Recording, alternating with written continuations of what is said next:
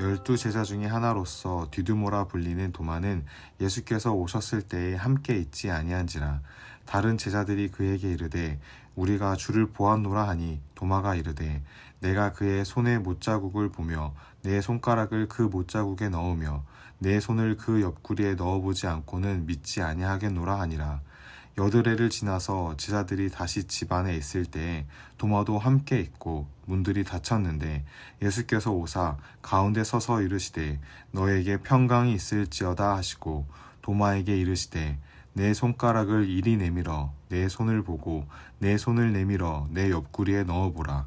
그리하여 믿음 없는 자가 되지 말고 믿는 자가 되라. 도마가 대답하여 이르되 나의 주님이시요 나의 하나님이시니이다. 예수께서 이르시되 너는 나를 본고로 믿느냐? 보지 못하고 믿는 자들은 복되도다 하시니라. 예수께서 제자들 앞에서 이 책에 기록되지 아니한 다른 표적도 많이 행하셨으나 오직 이것을 기록함은 너희로 예수께서 하나님의 아들 그리스도이심을 믿게 하려 함이요 또 너희로 믿고 그 이름을 힘입어 생명을 얻게 하려 함이니라. 아멘.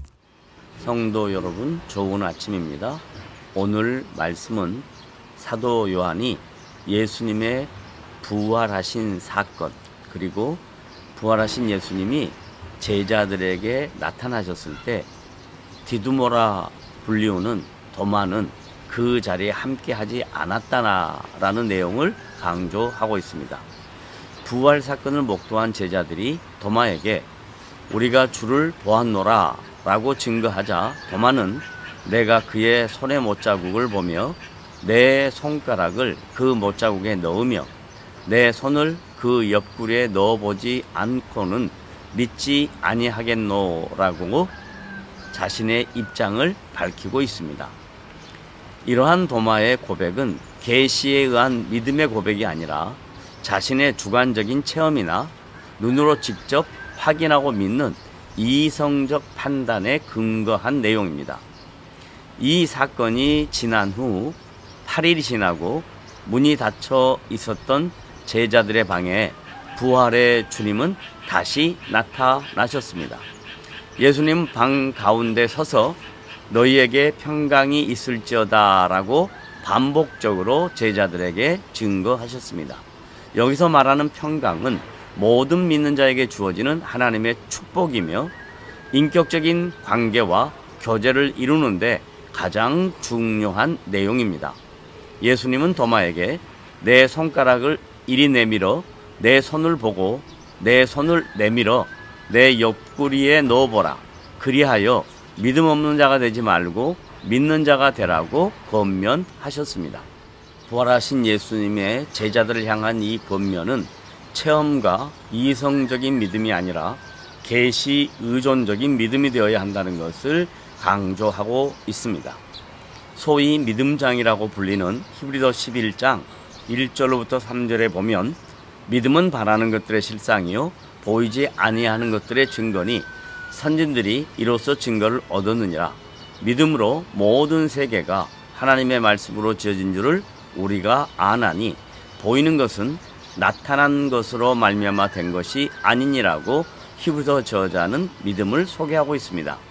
여기에 소개된 믿음은 하나님의 말씀에 근거한 것입니다. 보이지 않는 하나님과 그의 능력은 눈으로 확인할 수 없으며 성령을 통해 믿는 자들의 마음속에 주어지는 믿음의 증거들입니다. 뿐만 아니라 믿음은 하나님의 말씀을 믿는 것이 전제되어야 한다는 것입니다. 로마서 10장 17절에 보면 그러므로 믿음은 들음에서 나며 들음은 그리스도의 말씀으로 말미암니라고 사도 바울은 초대 로마 교회 성도들에게 믿음의 본질과 내용을 정확하게 소개하고 있습니다. 이어서 부활하신 주님은 너는 나를 본고로 믿느냐? 보지 못하고 믿는 자들은 복되도다 하시니라고 다시 한번 강조하십니다. 히브리서 11장에 소개된 믿음의 선진들은 모두 동일한 신앙 고백으로 복된 자들이 되었다는 것입니다.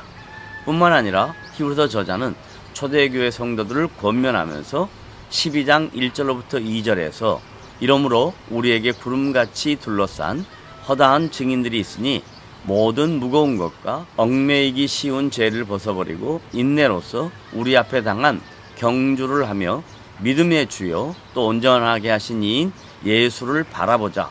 그는 그 앞에 있는 기쁨을 위하여 십자가를 참으사 부끄러움을 개의치 아니하시더니 하나님의 보좌 우편에 앉으셨느니라고 말씀하고 있습니다. 여기서 강조하는 내용은 믿음의 주요 또 온전케 하시는 이인 예수를 바라보라는 초대교회 성도들을 향한 히브리서 저자의 권면입니다.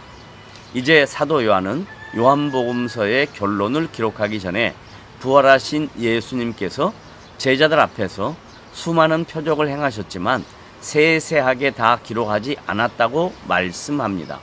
그 이유는 너희로 예수께서 하나님의 아들 그리스도이심을 믿게 하려 하며 또 너희로 믿고 그 이름을 힘입어 생명을 얻게 하려 함이니라고 기록하고 있습니다. 요한복음에서 가장 중요한 메시지는 예수님은 하나님의 아들이신 그리스도라는 것과 믿는 자로 하여금 영생을 허락하시고 풍성한 삶을 허락하시겠다는 약속의 말씀입니다. 성도 여러분, 이런 영광스러운 약속의 말씀을 받았으니 오늘도 여러분의 인생 속에 하나님의 선하신 일하심이 풍성하게 드러나시는 복된 하루가 되시기를 주님의 이름으로 부탁을 드립니다.